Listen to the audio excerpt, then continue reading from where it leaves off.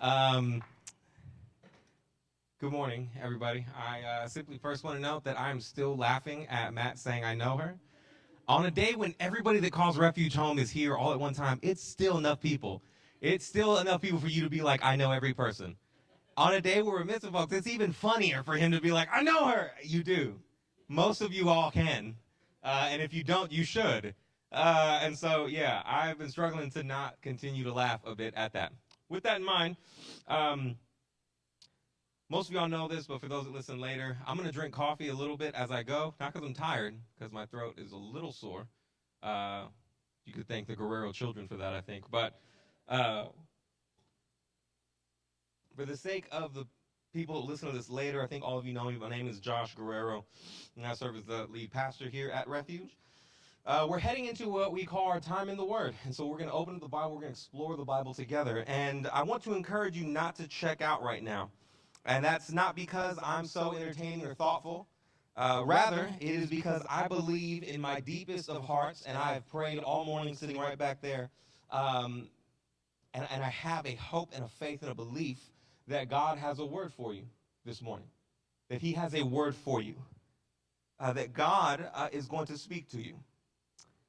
I believe that despite whatever reason you came to church today, from the most spiritual reason to the most routine reason, that on the other side of that, God came here to meet you today.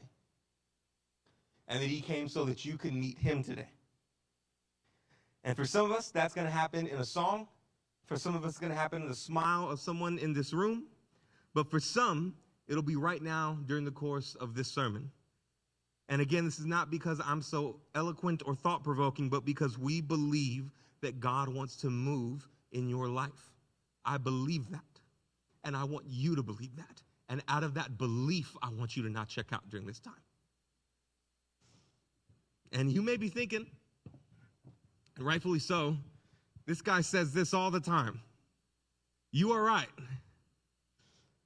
But when Moses encountered the burning bush that would tell him he is on holy ground, he encountered that burning bush on a road that he had taken probably hundreds of times. Acts 7 tells us that Moses lived in Midian for 40 years. And so the road he took when he met that burning bush was probably a road he had taken time and time and time again, until one day he was walking that same path with the same landmarks he always saw, and looked up and saw a bush that was burning, that was on fire but would not burn. And that bush, out of it came a voice that said, no, today, the path that you've been on countless times, today that very same path is holy ground. And like that today, as we come here, maybe you're used to this cafeteria. Maybe you've seen it. There's people that come to our church that have gone to school in this cafeteria. But today it's holy ground.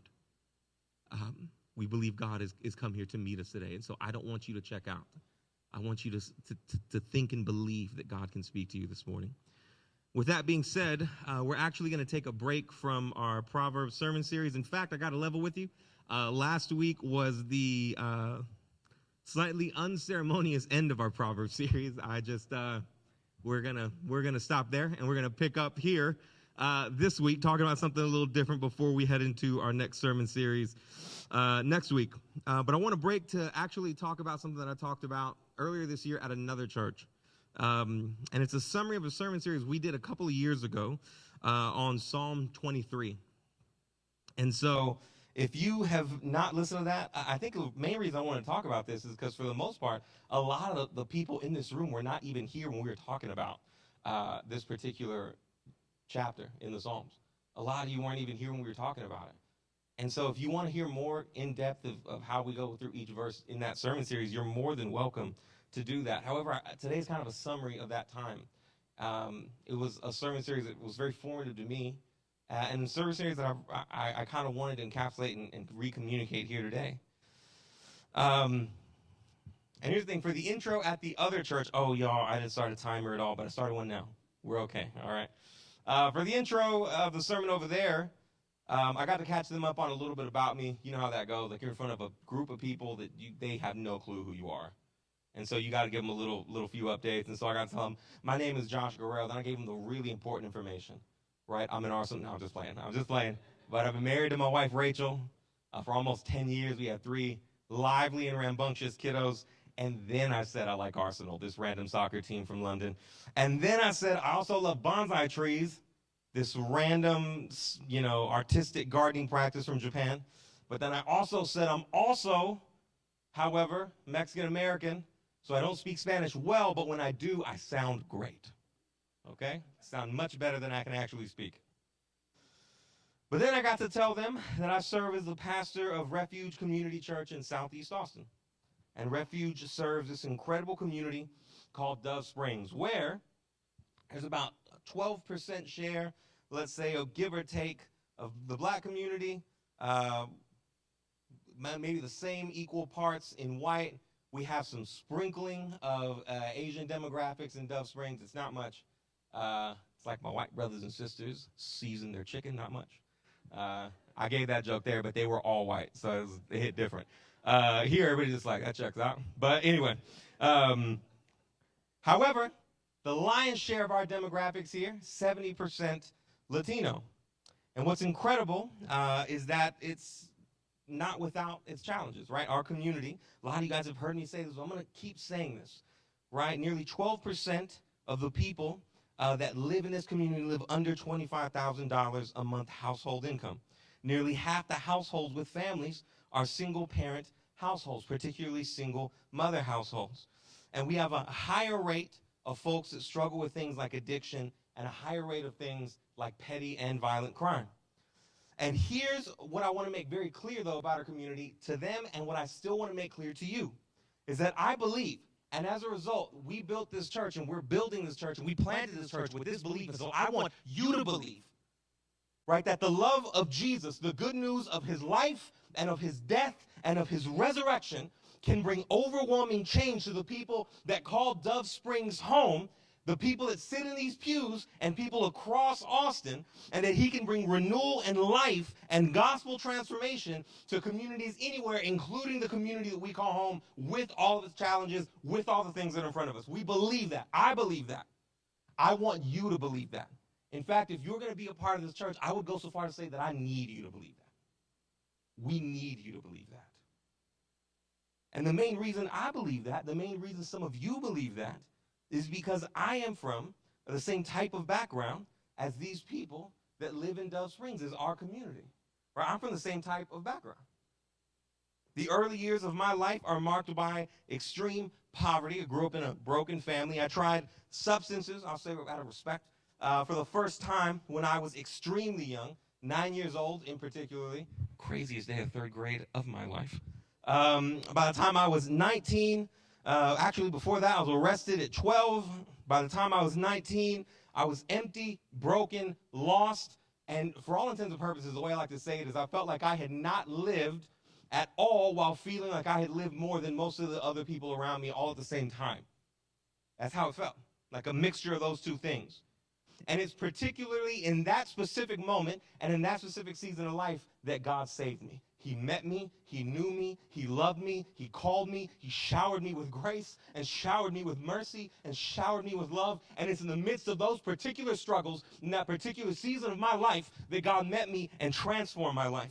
That's why I believe, and that's why I want you to believe, that God can do the same thing in a community just like ours. But here's the thing, friend, my story and the story of other people in this room, I'm going to let y'all know that I know people that visited us on Easter, is just kind of being like, hey, I'm going to visit Refuge. They don't go here, but they visited. And the amount of people that are like, that one guy, Mike, man, he shared his story that Easter, and he just killed it. And so you may see my story, you may see Mike's story, you may see other stories in here and think, oh, God can do that. That's extreme. My life's not that extreme at this, but my story, Mike's story, anybody else's story that has seen God's mercy move like that, it's not unique, right? It's not unique. A few years ago, I was talking with some friends, and they were like, and I actually just wrote this down in a paper for school, but I talked to these friends, and we started getting to know each other, started telling them a bit about like where I came from, my history, and things that I've gone through, and they were like, and I got to say, this is like the most classist thing of all time, so don't say this to people. They're like, how'd you get here? And I was like, okay, it was a little weird question. Same way you got here, bro. I drove here. But they did have a, how'd you get here? Right? I look back at them and simply said, I got here the same way you did. Because while my story may have a few more twists and turns, other people in this room story may have a few more twists and turns. The same fundamental thing that brought me through and got me here is the same fundamental thing that's brought you here and brought you to this place. He's the same fundamental thing that brought our church to this place.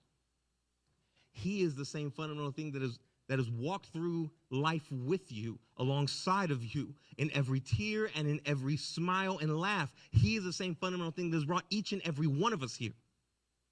He's the same God, likewise, that'll take us where we're going, as a church, as individuals, as families. I think David, in the Bible, understood this well when he wrote these words, very famous words. The Lord is my shepherd, and I shall not want. The Lord is my shepherd, I shall not want. And here's the thing, many of you have studied Psalm 23. If you've been in church for any portion of time in your life, you've heard Psalm 23. You probably have some type of grandma or maybe even your mom that has like, the Lord is my shepherd, I shall not want, on some type of little decorative thing that she probably got from Hobby Lobby, right? And now it's on some wall, it's in your kitchen, right? It's somewhere, or there's just this picture of Jesus, likely a very white Jesus, with a sheep on his shoulders, and he's like walking around, and it's like, the Lord is my shepherd, I shall not want, right? We've all kind of seen that, and it's because it's a powerful song. David uses his own experiences as a shepherd in order to connect the idea of God's character and God's love for us to our lives. He wants to paint a picture of God's faithfulness by comparing God to a shepherd. Jesus wasn't a shepherd in his life, but David uses his own life experiences to say, this is how God is. And what you may not know, though, in that is that this poem speaks to more than just a few scenes in a shepherd's life, right? But rather, it speaks to seasons of a shepherd's life. Well, what do I mean? Well, the poem follows the shepherd and his flock through a calendar year in the life of a shepherd in the Judean foothills, where David was actually from. And so the poem actually starts in the fathers or the home pastors. And so we see this in Psalm 23, verse 2. Verse 2 continues, he makes me lie down in green pastures. He leads me beside still waters. In the life of a shepherd in Bethlehem, in the Judean hills, this would have been near the end of the winter, going into the months of spring. And more than just the beginning of a story, right, these scenes are meant to show us the peaceful and beautiful moments of life. For many of us, the most peaceful moments of life that you can think of that just bring you that happy, joyful memory may be the moments of your childhood, and that's good. That's probably a lot of us. It's probably a good amount of us at bare minimum. And so things are peaceful. Maybe your family gets together around the dinner table. You eat. Everybody goes around the table and is like, how was your day? What was your favorite part of the day? I know those are the questions, because that's what I'm trying to do with my kids, despite the fact that they're crazy. Okay? But every night we stand around that table and just like, hey, what was your favorite part of your day? And son's like, I'm just like, is that your answer? That's your final answer. I don't know how to process what you get, the feedback you're giving me right now, bro. But maybe that's your life, right? Maybe that's where you see the green pastures and the still waters of your life when you hear that. Here's the thing, that also may not be you. And that's okay. I'm going to tell you, it's not me. Right? The green pastures and still waters of my life, if I'm being honest with you, are probably right now. This very moment of my life where I look around and I don't know how. I look up and I'm asking the same question my buddies ask me. I'm like, how did I get here? Right? Because I'm like, man, I have a beautiful wife, a beautiful family, a beautiful home, surrounded by incredible people, the people in this room. And it's just amazing. The early part of my childhood was not that. Right? My parents can testify. My mom's not here, my dad's right there. That we had struggles as a family early on. Right? There was a lot of anger and things happened in my household that made all of it actually really challenging. Some of those experiences when I was young casted shadows over my young heart, some of which I'm still dealing with to this day. And that came from the fact that my dad, my mom, they had their own shadows cast over their young hearts through the course of their life. that they still struggle with, that some of us may struggle with for a long time in those times in your life. And I know there's some of the people in this room that can relate to that idea. Now, some of us may relate to peace in our youthful days. Some of us may see those youthful days as the absence of peace.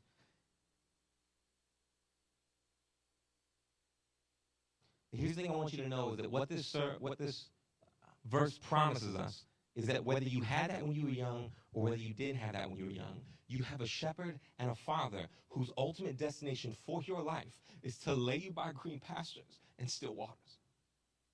I am sorry if that didn't happen when you were young. I'm sorry if you have not felt like that's happened in your life even up until this day. I'm sorry. But in the Good Shepherd, you have one whose destination for your life, whose destination for his sheep and his daughters and his sons and his children and his family is to lay them by still waters, to lay them in green pasture, to lay them and to be with them in beautiful spaces and in beautiful moments. If you're in a season now that feels far from green pastures and still waters, but you remember the days of old, know that promise is still true for you too. Maybe childhood was great, but now is a season of turmoil. Your shepherd's ultimate destination for you still is the peaceful waters and the green pastures. It's his destination not because of what you've done or where you've been, but because of his character. His character as a shepherd, his character as a father, his character as your God is one that desires ultimately and will ultimately take you to green pastures and still waters. This is the assurance that David gives us about God in the very beginning of this psalm. But here's the thing, that's not where this story ends, right? He continues in verse 3, he restores my soul, he leads me in paths of righteousness for his name's sake. This would have been the scene of the shepherd and his sheep starting to set out as the spring began. Knowing the sheep had grazed the father's pasture over winter in order to give them time to regrow and to provide them food for upcoming summer, he would have neglected all the fields that were in the mountains. They would have stayed very close to home. That's why the psalm starts with green pastures and still waters, just chill. But as they set out to go start looking into the mountains, looking into the hills, they would have started out on these paths. In spring, the Judean shepherd would have set out with the sheep for new pastures, further up into the hills. And this is what it means to renew the soul. Right? When it seems like things are starting to come to an end, that the shepherd renews the soul. He leads you into new seasons of sustenance. He sustains us. And as they set out, they would have began the journey that the shepherd had taken the flock on year after year, season after season, right? Sheep after sheep. And so generations of sheep before and generations of sheep after, in addition to the current flock, would have taken this path. And it's precisely what the paths of righteousness are described as. It's this path that they would have set out on. And almost in the midst of grass, there would have been like a dirt path that the shepherd would have set out on to go, okay, now we're going, right? We're heading out. So much so that the path, again, it's evident, right? The shepherd would guide the sheep along the path transitioning to the next season. And so here's the thing. These are the seasons of transition in your life. That's what David is trying to hit on, what he's trying to show you. Times and places where we don't always know what's coming or where we're going, only where we've been. In my own life, I experienced this most vividly when I was a young man. I had gotten started at Alston Community College. But that was in place of like my senior year of high school. And so I wasn't like 18 when I was a senior. I was 17 going on 18. So I was a 17-year-old kid, and I started Alston Community College. And the thing was, you're at Alston Community College. I don't know if y'all know what community colleges are like, but they're not like universities, right? They're not. Universities are filled with young people that are full of hope and have their future in front of them, right? Community colleges, they ain't like that, big dog. I gotta tell you, they are not like that. There's a couple of young people, but they're usually like, I'm just trying to get somewhere else. Or they're filled with people that are going back to school after a lifetime of like trudging along, going back to school, trying to remake their life. And so it's a unique environment. And as a 17-year-old kid, I was the first person in my college and in my direct family to have been going to college in any way. My parents had helped me try to get to that point, but they could not help me get really further than that. So I was on that campus and I did not know where to go. I did not know what to do. No one in my family could look at me and say, here's the next step. I was just a 17-year-old boy who knew where I was and knew where I had been. I just was hoping that where I was going was going to be better than where I'd been. That's all I knew. That's all I was trying for. Friend, if you're in one of those seasons of transitions, maybe you're there for the 100th time. Maybe you were there for the first time. Know that you have a shepherd that has been on that path countless times. That the path of righteousness that he's guiding you through right now is a path that he has taken with countless sheep before and that he's going to take with countless sheep after. He's going to walk you through. He's going to guide you through. Why? Because we've seen him do it with countless others. Maybe you've seen him do it in your own life, and he's going to do it again with more. That your season of transition is accompanied by a wise and experienced shepherd. And for his own sake, through his own knowledge, he's going to guide you through that transitionary path. But the paths themselves, again, they're not the destination either. Right? The journey continues into the dark valleys. And so we have verse 4, even though I walk through the valley of the shadow of death, I will fear no evil. For you are with me, your rod and your staff, they comfort me. As the shepherd took his flock further into the hills, the paths would have eventually taken them into the gorges and the valleys of the Judean hills. They're pretty sizable. If you don't know what that looks like, or if you could use your imagination, it kind of looks a little bit like this. This is a picture I took. I was driving up, I think it was Pikes Peak near Colorado Springs. And there was this little park to the right, and me and one of my homeboys just got in that park, and we tried to walk up the little path. We were extremely winded. That Colorado elevation, that'd be taking you by surprise. But we got up there, and I looked to the left, and I saw this.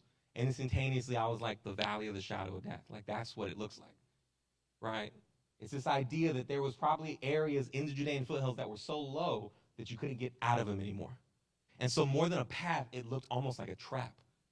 Because as you went through this path, there was no left, there was no right. There was just forward, and there was back, and that was it. And the thing is, predators would start to kind of crowd around here during this particular part of the season. Because they would know the sheep are coming through with the shepherd. So they would start to crouch around. They would start to notice, okay, maybe I can pick off one of the sheep. And so as the sheep and the shepherd entered into, you can take it down, thank you. Entered into the valley of the shadow of death, David says, but I'll fear no evil. I'll fear none of those that try to grab my soul and drag me down into despair. Why? Because your rod and your staff, they comfort me.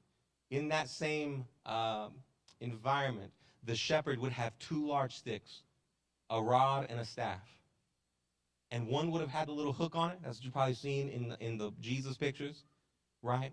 And then one would just be a large, just like branch that was heavy.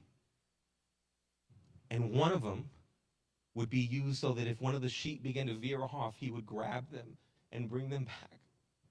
And then the other one was that if predators began to come too close to the sheep, he would grab the big branch and start to beat them back with it. And as they walk through this huge crevice, has a shadow cast all over it, that again feels more like a trap than a path, the sheep would have looked up, and where they would have crowded would have been the staff and the rod coming out of the sheep like a refuge of strength. And in order to get through this dark valley, we have to nestle up right next to the rod and the staff. Why? Because the rod and the staff, they comfort me.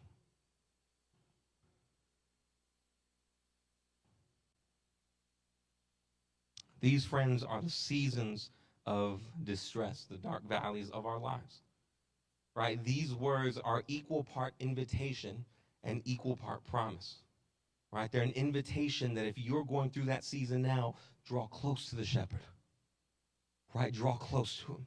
He promises that he will not let you go. He will not let you veer off. He will bring you back. He will hold you close. But if there are threats against your soul, things that want to drag you into despair, things that want to take your life away, that want to rob you of your joy, that he, with his rod, will beat them back and protect you. That nothing that threatens to overtake your soul and overtake your heart is going to be successful, because the shepherd has a rod in which he protects.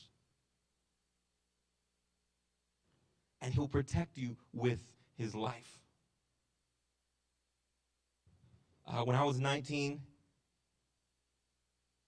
a lot of y'all know the story, but I found myself in such a situation. As I told you earlier, I found myself desperate, addicted, broken. I was a young man, and yet he walked with me through that, right? His rod and his staff, they comforted me.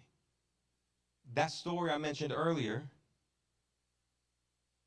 right? This is precisely where God meets me in my own story, is he meets me with his rod and his staff.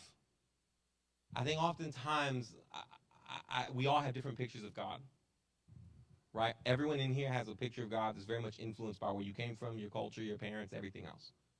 So some of us, and he does serve in this way in a gentle, compassionate way, but some of us have this picture of God where he's on the other side of the dark valley. And he will welcome you as soon as you get through it. Because maybe the dark valley isn't just a circumstance of your life. Maybe the dark valley in your life is your repeated failure in this and that way.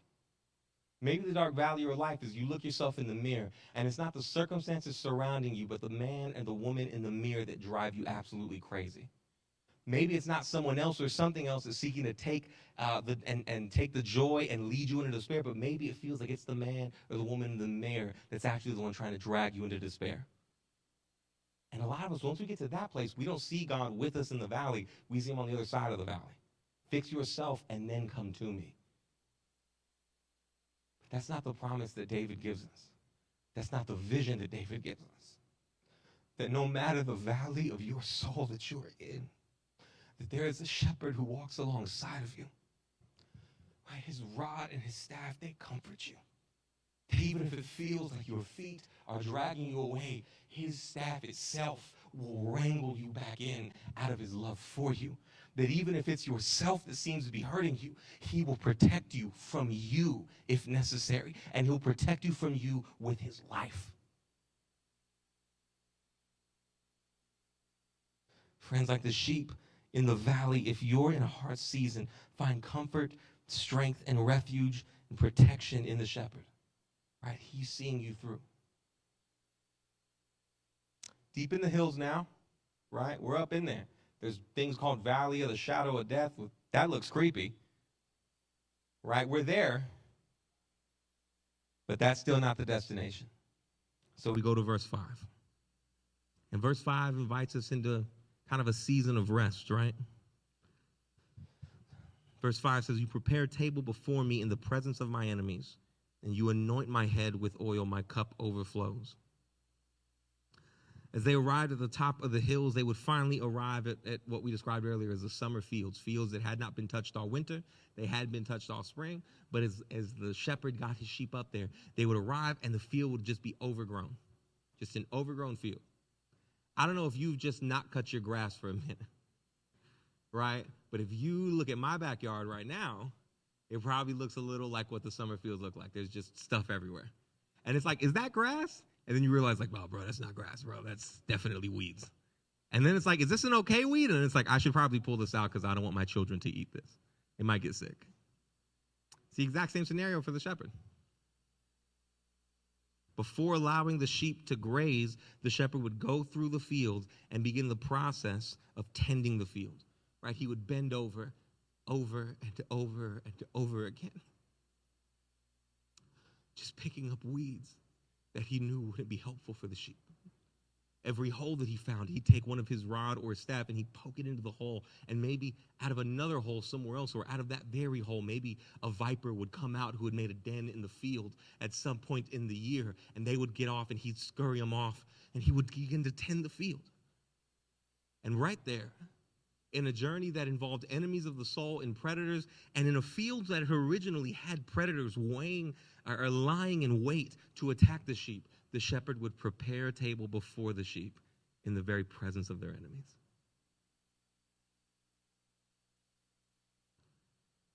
During this time, knowing that cuts and wounds would have also happened during the course of the journey, the shepherd would go to each individual sheep, each and every sheep in the flock,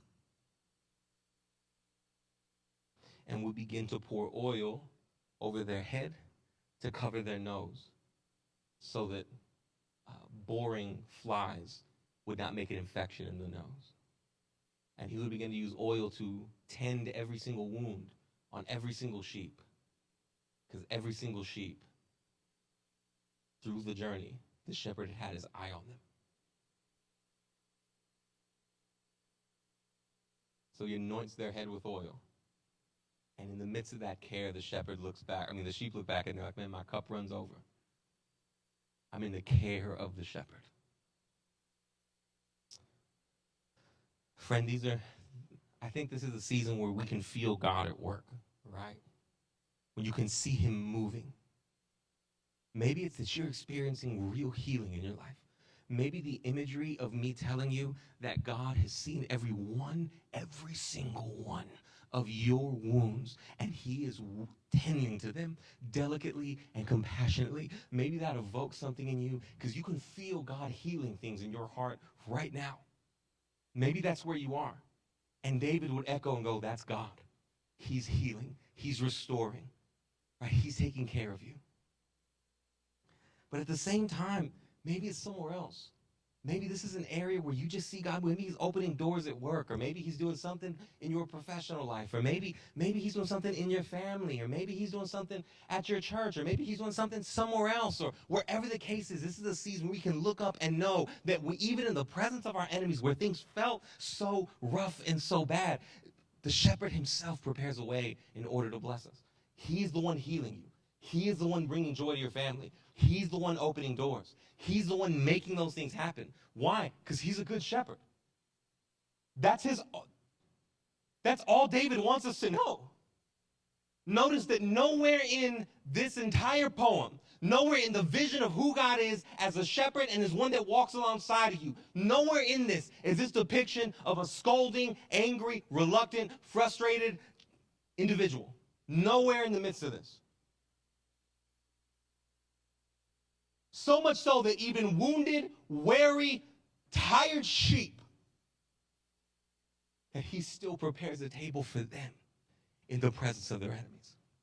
Friend, are you wounded, tired? Has the journey brought you to the places that you didn't want to go? And are you now weary? God makes a way for you. God will still work in your life. Even when it feels like you don't have the strength to keep working and you don't have the strength to keep going, right? He's the one that crafts the way. He's the one that prepares the table. He's the one that opened doors, right? Your job, your only job, your singular job is to be with the shepherd, right? Nestling, finding refuge, finding strength, finding healing. He'll do the healing. He'll open the doors. He'll do the work. You have a job, and the job is to be with the shepherd. I'm not saying you shouldn't do work. I'm not saying you shouldn't do, like, I'm actually going to just take the next 10 years off. I'm like, he ain't going to open that door. I ain't going to say he won't, because maybe he will. It's a lot less likely. So I'm not telling you never to do it. I'm not telling you take life off. But what I am saying is in the midst of that, when we stress and think, where's the next step? Man, God prepares a table before us in the presence of our enemies. Here's the thing. This has actually been a pretty fun year at our church. Like, I thought about Refuge when I was speaking at this thing a while back and talking about this. I thought about Refuge. Like, Refuge has been in a fun place for 2024. Like, on a summer day near the end of August where people are just still out having fun. Let's be real. If you have not been out of town yet, similar to me and my wife last week, you're like, I got to go out of town soon. I got out of town within the next 2 days, right? Because school's starting up. If you work at a school's starting up, so job is starting up. All the things that happen, and so you're feeling this anxiety that you need to go get out, and that's completely fine, friend. I'm not hating on that whatsoever. But even people that have been here for a while can note that if you were here like last summer, our summer days were very different. Like, we would just have these big droughts in terms of attendance on Sunday and participation in the church at large. And I think in terms of this past 2024, it's been fun to see new faces. Earlier this year around March, we got to see people baptized, and those people are, some are sitting right here. Look, you got Tomas right there. And so, like, we are able to see God at work there in ways that are really beautiful. And that's at the backdrop of, like, really challenging first 18 months, right? Like, really challenging time there. And yet, I can't look at you and be like, here was our strategy for success in 2020. I can't do that. I don't have anything like that. I had some ideas, and some of those ideas have been really fun. Like we've designed, launched, or are launching ministries right now during the course of 2024 that other churches have just straight up been like, I'm just going to do this. This is really great. But none of that was some grand strategy. It was just God moving. It was just God moving because he loves to see people redeemed and restored and loved. And so if God's moving in your life, friend, it's not because he's it may because he's blessing you. I'm not going to say it's not because you're doing nothing right. But if he's not in the season where he's moving, it's not because you're doing something wrong. And it's just like, hey, if you're following him, you're loving him, you're caring about the world around you, you're following the paths of righteousness, then, man, he's going to work in your life. I don't know what that's going to look like. I don't know when that's going to be. But I want to assure your heart that if that's not where you are now, he's going to work in your life. Keep doing the right things. Stay on the path of righteousness. Stay nestled up next to the shepherd. That's kind of the whole vision that David's giving us here. Here's the thing. It's going to finish up right here. As the fall began to set in, the shepherd would again begin to regularly lead the sheep back down from the mountain and back toward the home pastures. Right? Summer starts coming to an end. We start getting to fall. Fall starts getting a little colder. Winter's coming. You don't want to be stuck out there in winter. And so they start coming back down the mountains, back to the home fields, back to the home pastures. And that is actually precisely where David leaves us. Psalm 23, verse 6, he ends, surely goodness and mercy shall.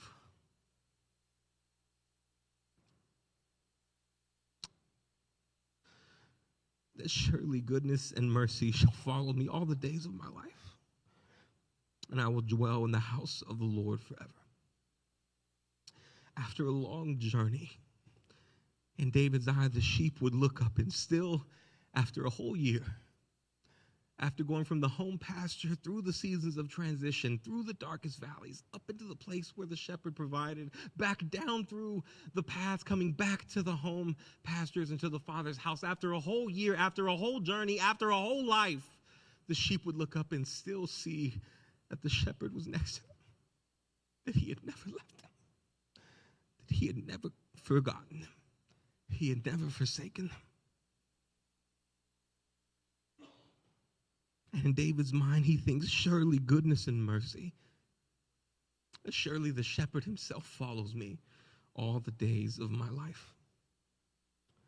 That in every season and in every tear and in every laugh and in every smile and in every frown, goodness and mercy, the shepherd himself has been with me. That through every one of the seasons of your life, friend, the good shepherd has been with you. And it's precisely because of that fact that the end of the story is, I shall dwell in the house of the Lord forever. The presence of the shepherd is what brings the story home. Without the shepherd, the sheep would have lost their way. Without the shepherd, the sheep would have been devoured. Without the shepherd, the sheep would have gotten lost. Without the shepherd, countless of things would have happened to the sheep through the journey of life that takes you through all these various seasons. But because goodness and mercy follows me all the days of my life. Because in every season of my life, I look up and see the shepherd standing strong with me. I'm given the assurance that I will dwell in the house of the Lord forever. That's Psalm 23. That's what David wants you to see. Right? I'm not going to lie. I told this to somebody earlier. The Psalm 23 is a good poem when you read it. That turns into a great poem as you study it. Good poem. Right out the gate is like, that's pretty good. And then you see exactly what David wants you to see in the presence of the shepherd through the journey of life, through the journey of your life, through the journey of my life. And you realize that this is not a beautiful poem. This is an incredible word about who God is in your life and what he longs to do in your life. With that being said, there are two things that I want you to take from this, right? The practical stuff. The first thing is that I want you to find the shepherd. I think that's what David wants you to do. And this is critically important, friend. The reason this is critically important is because in life, what it oftentimes feels like is that when things are hard, we find the shepherd. When things are challenging, we read the verse like, oh, his rod and his staff, they comfort me. That's encouraging. But the vision that David actually gives us is that the shepherd is there to be found in every season of life. That he doesn't jump in like a Superman figure to save the day and then says, all right, now go ahead and go do your thing and come back to me when things are bad. But that the shepherd is with us in every single season of life. And so if you're in a really good season, I want to encourage you still, find the shepherd. Why? Because there are things to be taken, enjoyed, and experienced with the shepherd along the way. The fact that the sheep look up on the way back down the mountain and they go, man, you know what? Goodness and mercy follow me all the days of my life is a witness to the fact that the sheep look up in the midst of a season that's not bad and go, the shepherd's still here. Therefore, what I learned is that he's with me all the time. So in every season, find the shepherd. He has things to teach us, ways to instruct us, ways he wants to form us in every season of life. The other thing is this, that I want to encourage you to find the sheep. Right? Find the sheep. Recognize that no matter what season you're in, there is a nearby sheep in another season. There's a nearby sheep in a different season. And that's important for two reasons. The first one is that it means that if you need to find hope, right, you can be encouraged by the presence of the shepherd and the work of the shepherd in someone else's life that's in another season. And so if you're in a bad season, you may need to find the sheep in order to be reminded that the shepherd is good, that the shepherd is there, that the shepherd is faithful. The other reason that's important, though, is that a part of your season of rest, of power, of God moving, that may be meant to bless and help those that are in the dark valleys or transitions in life. And so as you begin to notice that the shepherd is with you in your season and he's with you on your path, right now there are people on another path in another season. And it may be that where the shepherd is with you and where you are may be meant to be a blessing to that sheep. Maybe they need help in some way. Maybe they just need to be encouraged in some way. But that is precisely, where the shepherd wants to build the family of faith is in seeing all the different places in life that every single person in here is in, right? The reason the poem itself doesn't focus on one season, but every season is because the household of God would have read it, and every person who was in different places, in different times, different moments, in different seasons, different ages, in different transitions, in different stabilities, different X, Y, and Z, they would have all been able to hear and see the shepherd at work and would have all been able to walk away and go, he's with me. It was written with that intent, with that design. And so right now, the shepherd is with you. And if you're in a blessed season, that's incredible. But it may be that the shepherd is going to lead you into a place where you end up being a blessing to someone else who's not in that same season as you. And man, what a blessing that'll be. What an incredible joy that'll be to stand next to them, to hear from them about the new season that they're coming into, the new time of life, the new moments that they're coming into.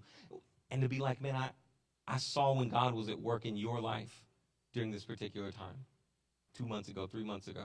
I started, the last thing I'm going to say, I started writing prayers down in a little notebook. It's in the back. I should be, don't read it. It's in the back. But I started writing down these prayers. I only did it maybe like the beginning of July. So it's only been maybe like 30-some days. It's already been extraordinarily encouraging. I got 2 pieces of news this past week where I got to look back, and I was sitting over there this morning while the guys were practicing, and I got to look down, and I recognized that the things that I prayed for at the beginning of July, some of those things had been answered. So then I got to just take my little pen and just scratch that one off, and I just wrote down August 2024. Right? In 10 years, I hope I look back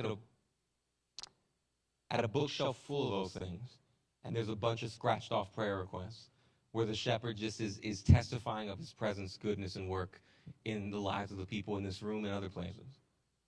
And so let's come together. Let's find the sheep, right? Let's find the shepherd in every season of your life, no matter where you are. With that in mind, let's pray.